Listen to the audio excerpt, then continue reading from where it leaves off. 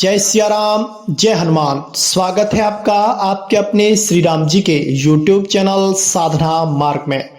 आज हम आप लोगों के लिए लेकर आए हैं राम नाम का एक और चमत्कार और एक साधक का सत्य अनुभव, जो कि हमें उत्तराखंड से आया है। इन्होंने अपना नाम और अपना पता और अपने बारे में बताने से मना किया था। इन्होंने कहा था कि गुरुजी आप चाहें तो ये हमारा जो अनुभव है इसे आप अपने YouTube चैनल पर डाल दें, जिससे कि राम नाम के जापकों को इससे बहुत ज़्यादा सहायता मिलेगी।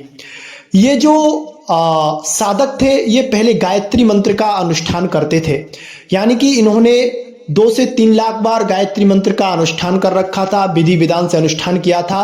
लेकिन इनको परेशानी क्या थी कि इनके अंदर कोई नेगेटिविटी थी जो कि 20 साल से इनको परेशान कर रही थी। यानी कि इनके पूरे घर में कोई ना कोई किसी न किसी को बाधा बनी रहती थी। ये एक अच्छी खासी जॉब करते थे, 30 से 40 हजार रुपये महीना मिलता था, लेकिन इनका लगाव जो आध्यात्म की तरफ था उसकी वजह से साधना, पूजा पाठ, ध्यान आदि क्रियाएं करा करते थे। और जैसे ये गायत्री मंत्र का अनुष्ठान करते थे तो इनको उल्टियां आना शुरू हो जाती थी, और उल्टियां इतनी असहनीय हो जाती थी कि वह उल्टियां फिर बंद नहीं होने का नाम नहीं लेती थी, और इनको लंबे समय तक राम नाम का जाप या फिर गायत्री मंत्र का अनुष्ठान नहीं करने देती थी। इससे बहुत परेशान हो गए थे। तरह तरह अलग अलग लोगों पर इन्होंने लाखों लाखों रुपए लुटा दिया।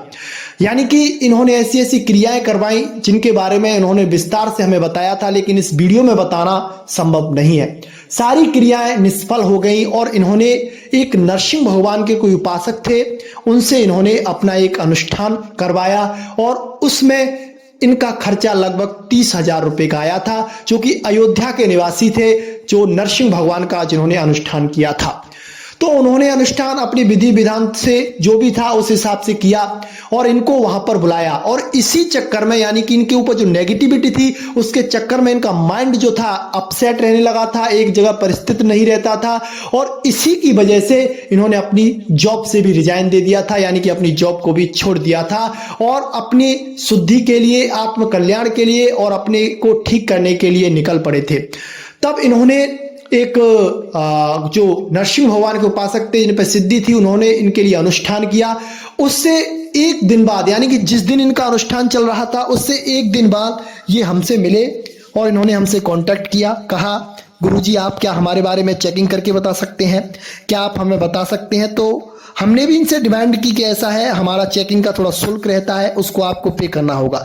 लेकिन इन्होंने कुछ ऐसी बात कर दी थी कि गुरुजी हमने बहुत पैसा ठगा लिया है, इस वजह से हम अब आपका इस तरह से तो नहीं कर सकते, लेकिन अगर आप वैसे हमारी सहायता कर सकते हैं तो आप कर दीजिए। तो हमने इनको फ्री में चेक किया था, इनसे कोई शुल्क नहीं लिया था।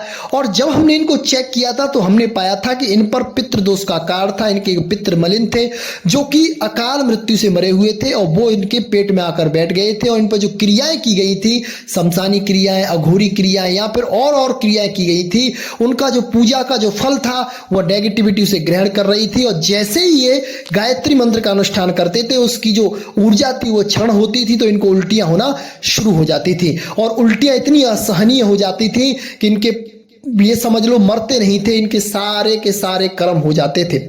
तो फिर इनकी हमने अर्जी लगा दी, और इनको हमने समझा दिया कि आप चाहे जहां पे भाग लीजिए, चाहे जो करवा लीजिए, आपको पितृदोष का कार्ड है। ये पितृदोष का कार्ड जब तक दूर नहीं होगा तब तक आपको राहत नहीं मिलेगी। तब इन्होंने नरसिंह भगवान के जो अनुष्ठान करवाया था उनसे अनुष्ठान पूरा करवा लिया।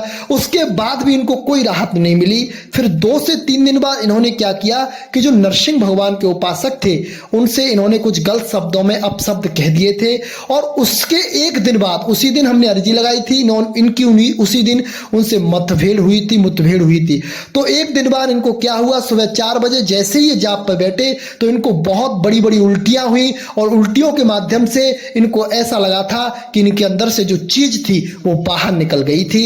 यानी कि इनके पेट में बहुत शांति मिली, इनको हर तरह से दिमाग भी शांत हुआ, हर तरह की इनको संतुष्टि मिली। और लगभग 20 साल से ये परेशान थे, और हमने इनको जो विधि बताई थी राम नाम की, मंत्र जाप की, और जो पितरों को खुश करने की, उसको इन्होंने किया है या नहीं किया है ये तो हमें पता नहीं है, लेकिन इनका कॉल हम पर आया था कि गुरुजी हो सकता है कि आपके कहने से, आपके अर्जी लगाने से ये कार्य हुआ हो, या फिर नरसिंह भगवान की जिन्होंने साधना की हो उनसे कार्य हुआ हो। लेकिन मुझे आप पर भरोसा हो गया है, क्योंकि जब से मैं आपसे जुड़ा हूं तब से मेरे अंदर आत्मविश्वास बढ़ा है, मेरे अंदर भाव जागृत हुआ है और मैं अपने आप पर विश्वास करने लग गया हूं। इस तरह से इन्होंने हमको बताया और इनकी बातें सुनकर हमें बहुत बहुत अच्छा लगा, और आज भी यह बहुत अच्छी तरह से रह रहे हैं, कोई परेशानी नहीं हो रही है।